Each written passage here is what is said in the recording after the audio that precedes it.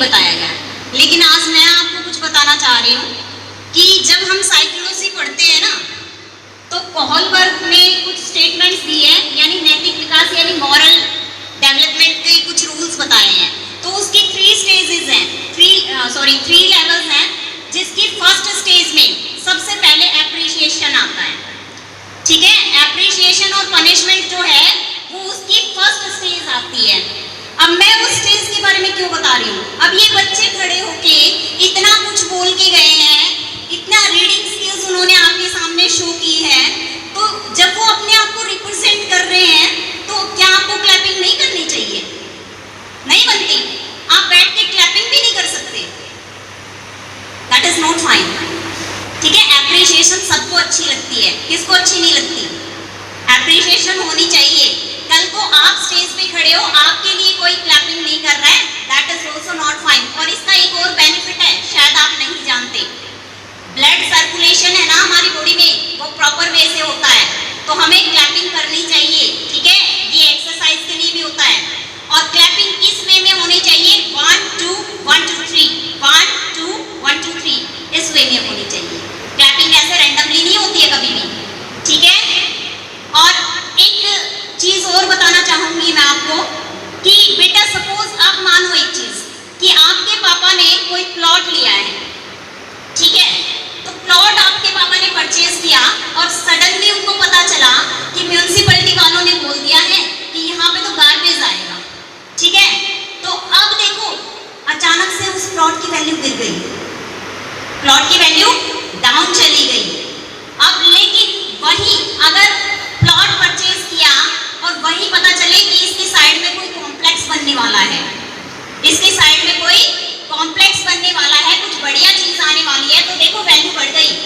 अब वैल्यू बढ़ने से क्या मतलब है इसका? वैल्यू बढ़ने से आपका वैल्यू से रिलेशन ये है कि अगर देखो एक पड़ोसी के आने से आपकी वैल्यू बढ़ गई और एक पड़ोसी के आने से आपकी वैल्यू डाउन चली गई, तो आप क्या करेंगे कि अब आपको पड़ोसी से तो कोई मतलब है नहीं। एक एग्जांपल और भी दे सकती हूँ मैं आपको कि जैसे रोड साइड के फ्रेंड्स जो होते हैं, फोकस ऑन दी स्ट्रेट, जब रोड साइड के फ्रेंड्स जो होते हैं उनकी कीमत ज्यादा होती है। ठीक है, उनकी कॉस्ट बहुत वैल्यू भी ज्यादा होती है उनकी, लेकिन जो बीच में होते हैं, दूर होते हैं, उनकी वैल्यूज नहीं होती। तो आपके पड़ोसी कौन है? आपके फ्रेंड्स, जो आपके फ्रेंड सर्कल है, आपका जो फ्रेंड सर्कल है पूरा, वो आपके पड़ोसी है। ठीक है, तो अब आपको अच्छा फ्रेंड कैसे चूज करना है वो और बता देती हूँ एक बार। देखो कभी भी वो फ्रेंड आपका अच्छा नहीं हो सकता जो आपको ये कहे कि कल तो मैम नहीं चेक करेंगी इस चीज को। हॉलीडे होमवर्क का जैसे मैं चेक कर रही थी कि मैम आज से पहले हुआ ही नहीं चेक, पढ़ा रहता था, ये मुझे आंसर मिला। तो जो ये कहे कि आप भी मत करो, अपने भैया को भी बोल रहे हैं कि आप भी मत करो होमवर्क, कोई चेक नहीं करने वाला, तो वो आपका कभी भी अच्छा फ्रेंड नहीं हो सकता। ठीक है, जो ये बोले कि मेरे घर में तो गाड़ी है, मेरे घर पता है मेरे पापा ने मुझे फोन दिला रखा है, वो भी आपका अच्छा फ्रेंड नहीं हो सकता। और जो कुछ गलती कर रहा है और वो अपने फ्रेंड की छुपा रहा है, तो वो तो कभी भी ठीक नहीं हो सकता।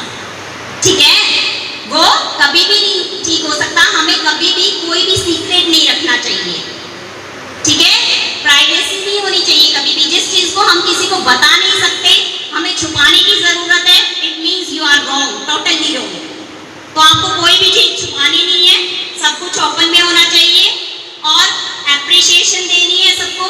ठीक है, अच्छा फ्रेंड, आपकी कंपनी अच्छी होगी तो आपकी वैल्यू बढ़ेगी, कंपनी आपकी अच्छी नहीं है तो वैल्यू डाउन। जो आपकी हर मुसीबत में काम आए और आपको ये बताए कि आप कहाँ सही हो, कहाँ गलत हो, और आपको ऐसा नहीं ऐसा करना चाहिए, वो एक अच्छा फ्रेंड होता है। ठीक है, आपके टीचर आपको बार बार रोकते हैं, टोकते हैं, आपको ये लगता है कि हमारे टीचर तो हमें बहुत ज्यादा टोक रहे हैं, अच्छे नहीं है। नहीं, सबसे अच्छा टीचर वही है, सबसे बेस्ट टीचर वही है जो आपको बार बार ये बोल रहा है कि बेटा ऐसे नहीं, आप ऐसे करो तब आगे बढ़ोगे, क्योंकि वो आपको सही रास्ते पे लेके जाना चाहता है, वो आपको सक्सेसफुल बनाना चाहता है। और जो आपको टोक ही नहीं रहा है, आपको किसी बात पे बोल ही नहीं रहा है, इट मीन्स वो आपका भला नहीं चाह रहा है। याद रखना इस चीज को। आज के लिए इतना ही काफी। Thank you, have a nice day.